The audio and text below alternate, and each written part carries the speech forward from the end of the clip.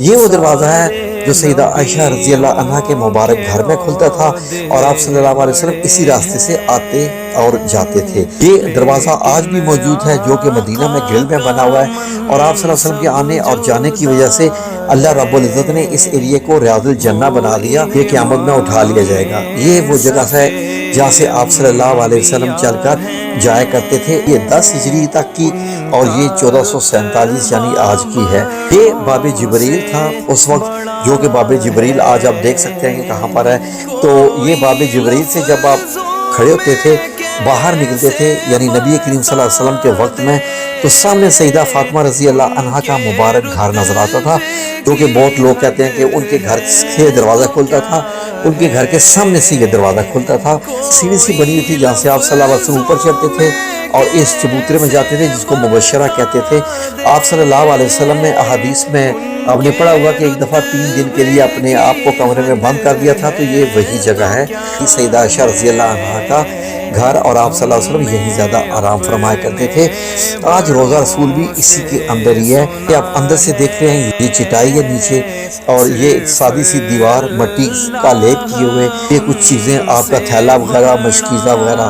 تو یہاں سے قبلہ کی ڈائریکشن دائیں طرف بنتی ہے جو آپ دیکھ رہے ہیں۔ یہاں پر ہی آپ صلی اللہ علیہ وسلم کا اسی بستر پر ہی وصال ہوا اور اسی جگہ پر ہی قبر مبارک بنائی گئی۔ جب آپ کھڑے ہوتے ہیں سلام پیش کرنے کے لیے تو نبی کریم صلی اللہ علیہ وسلم کا جو ہے چہرہ مبارک اسی طرف ہوتا ہے، یعنی قبلے کی طرف ہوتا ہے۔ آپ صلی اللہ علیہ وسلم کی پہلی قبر بنی، پھر سید ابو بکر رضی اللہ عنہ کی بنی، اور پھر سیدہ عائشہ رضی اللہ عنہ نے اپنی چارپائی بائیں طرف کر لی اور بیچ میں کپڑا لگوا دیا۔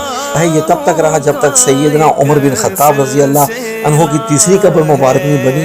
تو قبر بنتے ہی سیدہ عائشہ رضی اللہ عنہ نے یہ باقاعدہ ایک دیوار بنوا دی اور بیچ میں زائرین کے لیے ایک دروازہ بنوا دیا گیا۔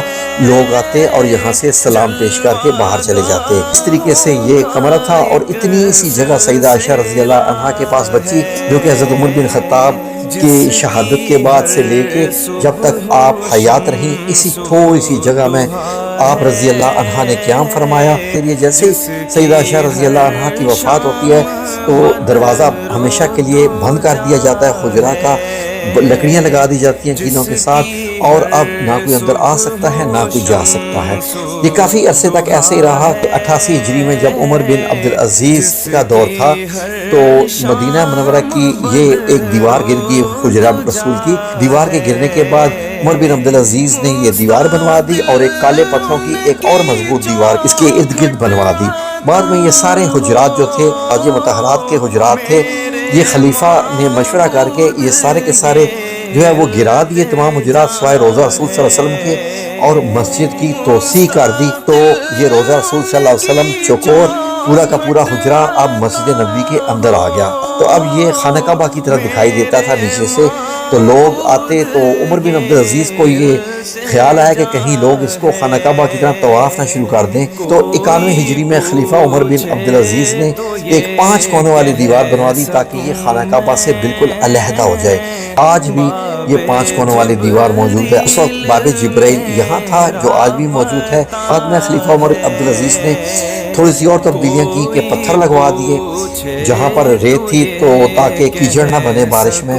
93 ہجری میں مسجد نبی کو مکمل طور پر گرا کر ایک نئی مسجد کی نئی عمارت بنائی گئی جس میں 4 مینار بھی بنائے گئے اور بیچ میں وضو خانے کی خالی جگہ چھوڑی گئی ہوا کے لیے۔ اس کے بعد 168 ہجری میں ایک اور توسیع ہوئی اور اس میں حجرہ مبارک یہ آپ دیکھ رہے ہیں، اس کے اوپر گنبد نہیں تھا لیکن بیچ میں ایک وضو خانہ تھا۔ مسجد نبی کی بڑی عمارت بن چکی تھی، 4 کے ساتھ 2 اور مینار بنائے گئے تو اب ٹوٹل 6 مینار ہوں گے۔ بعد میں جا کے مسجد نبی میں حجرہ رسول کے اوپر سفید گنبد ایک بنایا گیا تھا 1277 ہجری میں۔ یہ 200 سال سے آپ ایسے ہی دیکھ رہے تھے۔ بعد میں سعودی حکومت نے آ کے اس کی توسیع شروع کی 1950 میں۔